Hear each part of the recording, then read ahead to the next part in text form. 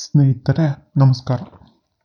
ಒಂದು ಕಾಲದಲ್ಲಿ ಅನಿಲ್ ಅಂಬಾನಿ ಅವರು ಮನೆಯಿಂದ ಆಫೀಸ್ಗೆ ಹೋಗೋಕೆ 400 ಕೋಟಿ ರೂಪಾಯಿ ಹೆಲಿಕಾಪ್ಟರ್ ಬಳಸುತ್ತಿದ್ದರು ಮತ್ತು 2008ರಲ್ಲಿ $2 ಟ್ರಿಲಿಯನ್ ಆಸ್ತಿಯೊಂದಿಗೆ ವಿಶ್ವದ 6ನೇ ಶ್ರೀಮಂತ ವ್ಯಕ್ತಿಯಾಗಿದ್ದರು. ಆದರೆ ನಂತರದ ವರ್ಷಗಳಲ್ಲಿ ಇದ್ದಕ್ಕಿದ್ದಂತೆ ಅವರ ಸಂಪತ್ತಿಗೆ ಏನಾಗಿತ್ತೆಂಬುದನ್ನು ನಂಬಲಾರದ ಸಂಗತಿ.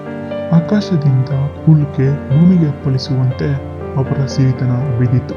ನೀವು ಬಡವರಿಂದ ಶ್ರೀಮಂತರಾಗುವ ಸ್ಫೂರ್ತಿದಾಯಕ ಕಥೆಯನ್ನು ಕೇಳಿದ್ದೀರಿ. ಆದರೆ ಇಂದು ನಾವು ನಿಮಗೆ ಆಗರ್ಭ ಶ್ರೀಮಂತರಿಂದ ಕಡು ಬಡವನಾಗುವ ಕಥೆ ಹೇಳುತ್ತೇವೆ. ಈ ಆಸಕ್ತಿದಾಯಕ ವಿಡಿಯೋವನ್ನು ಕೊನೆ ತನಕ ನೋಡಿ.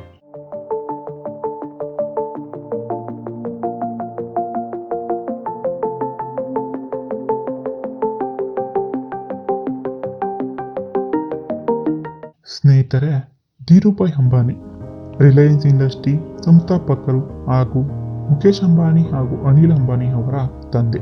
ಧೀರುಭಾಯ್ ಅಂಬಾನಿ ಬದುಕಿರುವವರೆಗೂ ಅವರ ಕಂಪನಿಗಳು ಚೆನ್ನಾಗಿ. ಅವರ ದೊಡ್ಡ ಮಗನಾದ ಮುಖೇಶ್ ಅಂಬಾನಿ ಸರಳ ವ್ಯಕ್ತಿಯಾಗಿದ್ದರು ಮತ್ತು ಅವರಿಗೆ ಆಡಂಬರದ ಜೀವನ ಇಷ್ಟವಿರಲಿಲ್ಲ. ಅವರು ಆಫೀಸ್ ಮತ್ತು ಮನೆ ಬಿಟ್ಟು ಬೇರೆ ಕಡೆ ತಲೆ ಹಾಕುತ್ತಿರಲಿಲ್ಲ. ಆದರೆ ಮತ್ತೊಂದೆಡೆ ಅನಿಲ್ ಅಂಬಾನಿ ಅವರದ್ದು ಜಾಲಿ ಲೈಫ್. ಅವರು ಸುದ್ದಿಯಲ್ಲಿರಲು ಮತ್ತು ಸುದ್ದಿ ಆಗಲು ಇಷ್ಟಪಡುವ ವ್ಯಕ್ತಿ. ಬಾಲಿವುಡ್ ಸೆಲೆಬ್ರಿಟಿಗಳ ಜೊತೆ ಮಧ್ಯರಾತ್ರಿವರೆಗೂ ಪಾರ್ಟಿ ಮತ್ತು ದೊಡ್ಡ ದೊಡ್ಡ ರಾಜಕಾರಣಿಗಳ ಜೊತೆ ಇರುತ್ತಿದ್ದರು.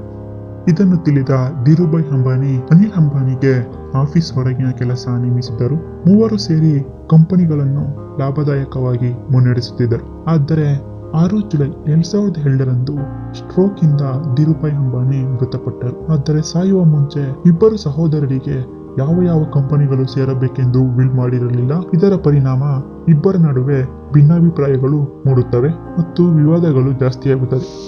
ಇದನ್ನು ತಡೆಯಲು ತಾಯಿ ಕೋಕಿಲಾಬೆನ್ ಮಧ್ಯಸ್ಥಿಕೆ ವಹಿಸಿ ಇಬ್ಬರಿಗೂ ಕಂಪನಿಗಳನ್ನು ವಿಭಜಿಸಿದರು. Reliance Industries, Reliance Petroleum, Reliance Infrastructure ಇಂತಹ ಹಳೆಯ ಕಂಪನಿಗಳು ಮುಖೇಶ್ ಅಂಬಾನಿ ಕೈ ಸೇರಿದವು. ಮತ್ತೊಂದೆಡೆ Reliance Communication, Reliance Capitals, Reliance Broadcasters and Networks ನಂತಹ ಹೊಸ ಜನರೇಷನ್ ಕಂಪನಿಗಳು ಅನಿಲ್ ಕೈ ಸೇರಿದವು. ಇದರೊಂದಿಗೆ ಸಹೋದರರ ನಡುವೆ ಒಂದು ಒಪ್ಪಂದವೂ ಸಹ ಆಗಿತ್ತು. ಮುಂದಿನ 10 ವರ್ಷದವರೆಗೆ ಅವರವರ ಕ್ಷೇತ್ರಕ್ಕೆ ಇಬ್ಬರು ಬರುವಂತಿಲ್ಲ ಎಂಬ ಒಪ್ಪಂದವಾಗಿತ್ತು. ಅಂದರೆ ಮುಖೇಶ್ ಅಂಬಾನಿ ಬಳಿ ಪೆಟ್ರೋಲಿಯಂ ಬಿಸ್ನೆಸ್ ಇದ್ದರೆ ಅನಿಲ್ ಅಂಬಾನಿ ಪೆಟ್ರೋಲಿಯಂ ಬಿಸ್ನೆಸ್ ಮಾಡುವಂತಿಲ್ಲ ಮತ್ತು ಅನಿಲ್ ಅಂಬಾನಿ ಬಳಿ ಟೆಲಿಕಾಂ ಬಿಸ್ನೆಸ್ ಇದ್ದರೆ ಮುಂದಿನ 10 ವರ್ಷಗಳ ತನಕ ಮುಖೇಶ್ ಅಂಬಾನಿ ಟೆಲಿಕಾಂ ಕ್ಷೇತ್ರಕ್ಕೆ ಕಾಲಿಡುವಂತಿಲ್ಲ ಎಂಬ ಒಪ್ಪಂದವೂ ಆಗಿತ್ತು. ಕಂಪನಿಗಳನ್ನು ವಿಭಜಿಸಿದ ತಕ್ಷಣ ಫೈನಾನ್ಷಿಯಲ್ ಎಕ್ಸ್ಪರ್ಟ್ಸ್ ಮತ್ತು ಮಾಧ್ಯಮದವರು ಅನಿಲ್ಗೆ ದೊಡ್ಡ ಲಾಟರಿ ಹೊಡೆಯಿತು. ಏಕೆಂದರೆ ಅನಿಲ್ಗೆ ಉತ್ತಮವಾದ ಕಂಪನಿಗಳು ಬಂದಿವೆ ಎಂದು ವರದಿ ಮಾಡಿದರು. ಹೌದು, ಅವರು ವರದಿ ಮಾಡಿದ್ದು ಸರಿಯಾಗಿತ್ತು. ಅನಿಲ್ ಆ ಸಮಯದಲ್ಲಿ ಮುಟ್ಟಿದ್ದೆಲ್ಲ ಚಿನ್ನವಾಗಿ. ಅನಿಲ್ ಅಂಬಾನಿ ಅವರ ಕಂಪನಿಗಳು ತುಂಬಾ ವೇಗವಾಗಿ ಬೆಳೆಯುತ್ತಿದ್ದವು ಮತ್ತು ಅವರ ಸಂಪತ್ತು ಕೂಡ ದುಪ್ಪಟ್ಟಾಗಿತ್ತು. ಅನಿಲ್ ಅಂಬಾನಿ ಅಡಿಲಾಬ್ಸ್ ಎಂಬ ಕಂಪನಿಗಳನ್ನು ಖರೀದಿಸಿ ಮನೋರಂಜನೆ ಕ್ಷೇತ್ರಕ್ಕೂ ಕಾಲಿಟ್ಟರು. ಅವರು ಪ್ರಖ್ಯಾತ ಹಾಲಿವುಡ್ ಡೈರೆಕ್ಟರ್ ಸ್ಟೀವನ್ ಸ್ಪೀಲ್ಬರ್ಗ್ ಅವರೊಂದಿಗೆ ಲಿಂಕನ್ ಎಂಬ ಚಿತ್ರವನ್ನು ನಿರ್ಮಾಣ ಮಾಡಿದರು. ಅದೇ ಸಮಯದಲ್ಲಿ 2 ವರ್ಷಗಳ ಕಾಲ ರಾಜ್ಯಸಭಾ ಸದಸ್ಯರು ಆಗಿದ್ದರು. ಅಲ್ಲಿ ತನಕ ಅನಿಲ್ ಅಂಬಾನಿ ಅವರ ಬಿಸ್ನೆಸ್ ಸುಗಮವಾಗಿತ್ತು.